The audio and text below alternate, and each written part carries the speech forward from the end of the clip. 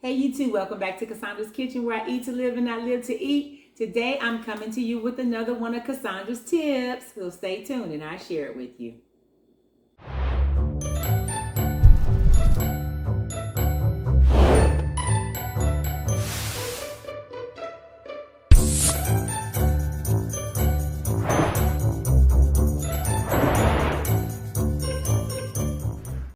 All right, guys. So Kasondra's tip for today is all the buzz around stockpiling, right? So if you've been watching any of the mainstream media, been on any of the social media platforms, everyone's talking about stockpiling.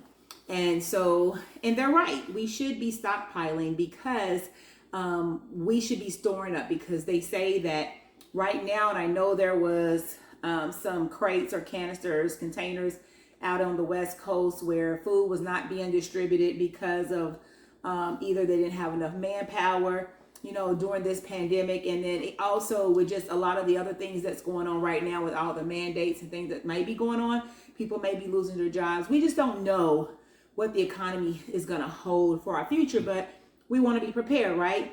So I just wanted to come on here and share a few tips with you on some of the things that you should be stockpiling, that you're going to be prepared. I know we were here in Texas back in February when we had the big storm come through. It came out of nowhere. A lot of people were not prepared. Luckily, my power I didn't lose power or water. Thank God for that. But a lot of my family did, and it was so bad. The roads were so bad, people couldn't drive. So a lot of people went without food and water for a while, because it was just hard to get out and get. So I would hate for anyone to have to experience that. So I just wanted to come on here and share some of the things that I think you should have prepared, put aside for your family. And when I'm hearing people talk about this, and I don't want to be long, but I want to be very clear. When I hear people talk about this is something that God put in my spirit. Those who follow me, you all know that I'm a believer, and I proudly say that. But I want to share with what the Lord gave me. He told me a few scriptures during the beginning of the pandemic. You can read this on your own, but when the shutdown first happened, he had given me this scripture, Isaiah 26, 20 and 21. You can read that and you can take it for what it's worth.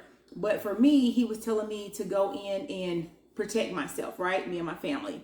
And then now I'm getting the scriptures, a couple scriptures that came to me. One was Proverbs 6, chapters 6 through 8. No, chapters 6 through 11. Sorry.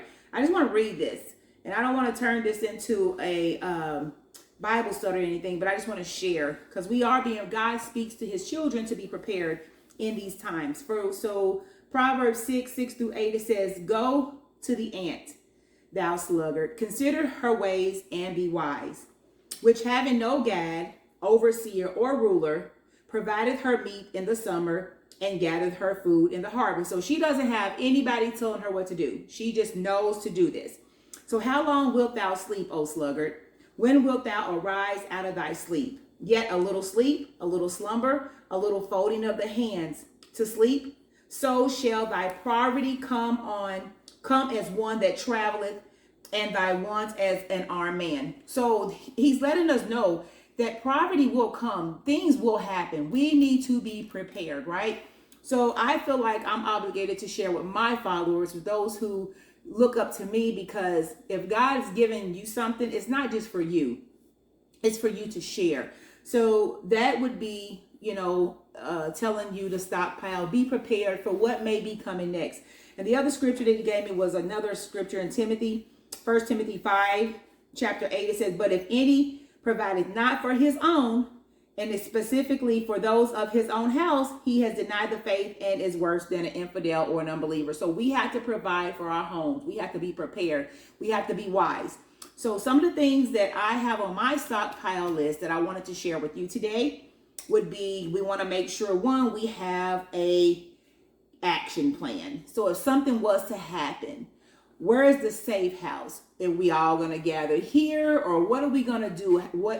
What do you tell your children, your family? If this happens, do you have an action plan in place? I can't share what the action plan is, because everybody's action plan, of course, will be different.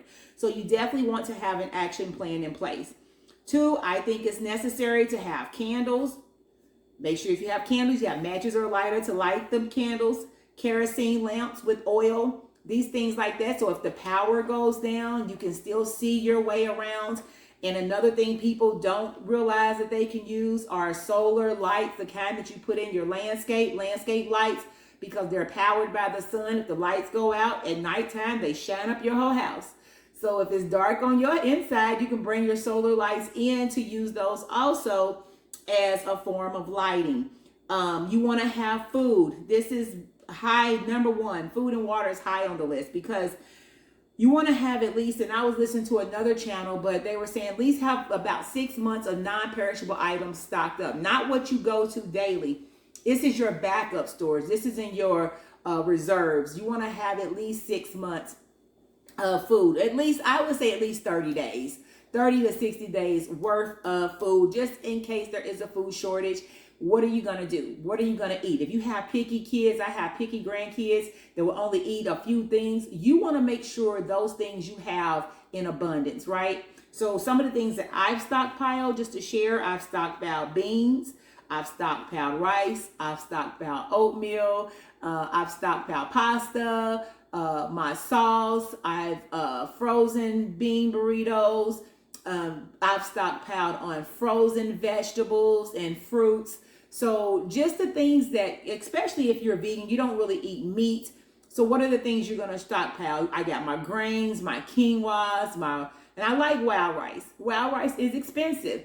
I have some wild rice, I have some brown rice, and then I have some white rice. Because, push come to shove, you're going to eat what you have to eat to sustain.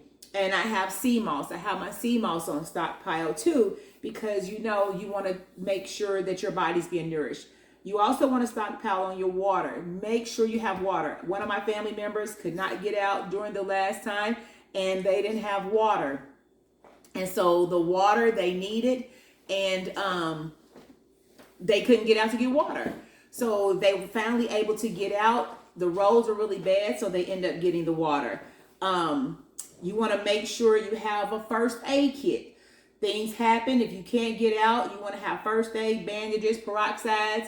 If you're one to take medicine, if you own medication, have your medications on supply. Don't always run out and then go get medications, because they may not be there, guys. These are some of the things you want to consider. I would also say have a little cash on hand. I'm not telling you go cash out everything out of your account, but if you can't get to the stores, maybe there's a local farmer, a farmer's market, things like that may not take debit. Have some cash on hand that you can use. Make sure you have your dry herbs and your seasonings and things like that, your teas, things if you were to get sick or catch a cold, what could you take, right? So, and then also you want to have blankets so you can stay warm. Do you have enough warm blankets? Generators. They have the little bitty generators. They have the big generators. What are your needs?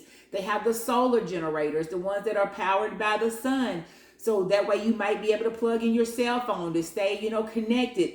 Or you might need to plug in, a lamp or a little small heater, something, because I had a friend also who lost power. They were all in one room with one heater on their generator because they didn't have a large generator, but they were able to heat one room and all stay warm together. So these are some of the things that you definitely want to think about. And then another thing that I am not one to, how can I put this? I've never been one to want firearms or anything like that. I've always been opposed to them. My sons, they would go to the range, and I just never wanted to have a firearm. But the day and time that we're living in now, I think it's necessary for you to protect your home and your possessions. And so you just want to make sure you have an action plan, things in place to protect you, your family, and the things you work so hard for. So these are just some of the things on my stockpile list that I've been stockpiling. The things that we use a lot of, like toilet paper, and I know that's not a necessity because you can go without it, but who wants to go without it, right? So I have, it's just me and my husband right now, and I have my toilet paper, my paper towels, and I use certain deodorants, and so I use certain type of toothpaste. I don't just use any toothpaste. I use certain things. So those things I wanted to make sure that I have enough just in case I cannot get out to go get these things. I have them and I don't have to feel like I have to do without.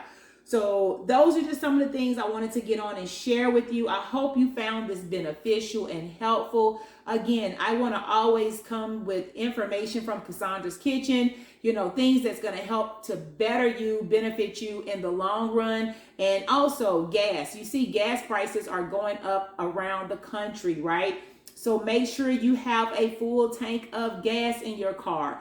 Don't drive down to the last because it's going to cost so much to fill it up. Don't let your tank go below half.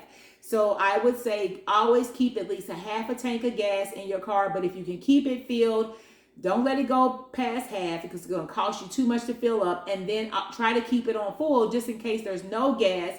You still have enough gas to get around until you can find another gas station, or if you need to get out to go to the store or go to work.